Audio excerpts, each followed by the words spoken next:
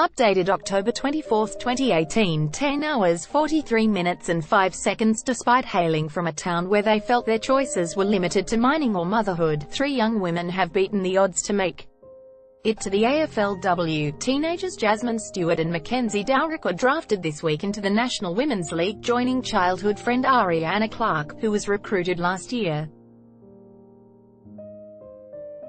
The trio come from the outback mining town of Kambalda, 6 hours drive east of Perth, where football breaks the monotony of small-town life. "There must be something good in the water," said Ms. Stewart, who was selected at pick 4 by the Fremantle Dockers. "Coming from a small town, it's pretty crazy that there's been that many drafted." Ms. Stewart said their upbringing in the outback had toughened them up. They learned to hold their own against the boys because there was no competition for girls. "I don't think it was much of a disadvantage. Playing with the boys made me tougher, made me a better footballer," Ms. Stewart said. "Maybe the disadvantage was that I thought my football would stop in under-13s. All 3 women moved away from the region in their early teens, and it was only then they discovered women's football leagues. Limited choices for girls in outback at the age of 13. Ms. Clark realised the horizon stretched further than she thought when her family moved to Queensland. "Moving to the Gold Coast showed me how much more there is to life, how many more opportunities there are," she said. "In Kambalda the boys would always go to the mines. And so many of my friends that are my age have kids. It's not a bad thing, but there is so much more to this life." Ms. Clark was the inaugural recipient of an AFL Excellence Scholarship offered by Bond University and the Revolt family. "Living in Kambalda, I wouldn't have ever thought of going to university. I thought that was something super wealthy people did," she said. Independence started young with a single mother working 12-hour shifts as an underground truck driver. Ms. Clark was forced to grow up fast. "Mum loves working in the mines. I think she likes the thrill of being a female in a male-dominated workplace and knowing that she performs just as well, if not better, than they do," she said. "But along with that came the fact that she had a daughter to raise and I learnt to be independent at a young age," she said. Like her mother, Ms. Clark has excelled in a traditionally male space and advocates strongly for equality. "I like the fact that we're females playing in a male-dominated industry. I really like proving people wrong," she said. Beating the boys at their own game, leaving Kambalda behind, also meant leaving her best friend, Ms. Dowrick, who was the only other girl on her junior team at the Kambalda Football Club. "We were 2 little tomboys hanging out playing AFL, and when we moved to Queensland I didn't want to go. I didn't want to leave McKenzie," she said.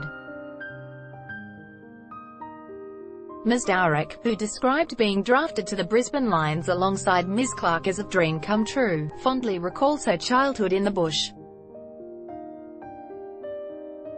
"But there were challenges along the way. She was forced to apply for a special exemption to play football in the under-16 boys competition.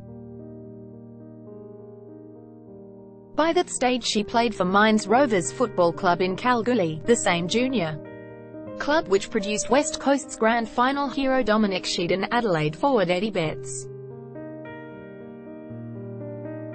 Her coach at Mines Rovers, Hayden Hutchison, never had a girl in his team before or since. She knew her footy and she was one of the better players in the team anyway," he said, "so it wasn't like I had to change anything for her and the guys didn't have to treat her any differently." Mr. Hutchison said the club was immensely proud and he was glad options for women in football continue to grow.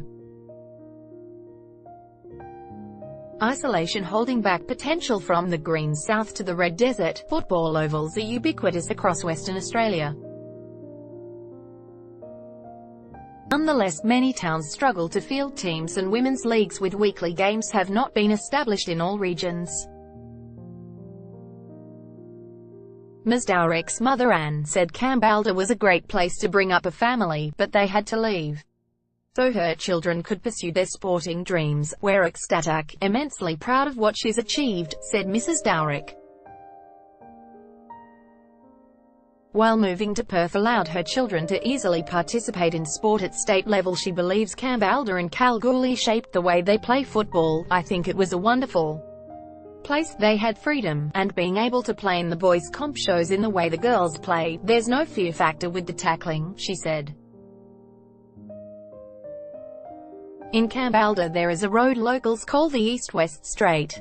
Ms. Clark remembers it had a sign with the town's population, and depending on the mines it would fluctuate between 2,500 and 3,000 people. I thought that was pretty big, she said. I was like, that's a lot of people, as you go through the journey of traveling in hour to play footy, or having to go to the main town to do your grocery shopping each week. It teaches you a lot, to be grateful for the things you have. I think it's super exciting that Kambalda has produced 3 AFLW players. Topics: Australian Football League, Women, Kambalda 6442, Fremantle 6160, Brisbane 4000, Perth 6000, Kalgoorlie 6430. First posted October 24, 2018, 10 hours 37 minutes and 54 seconds.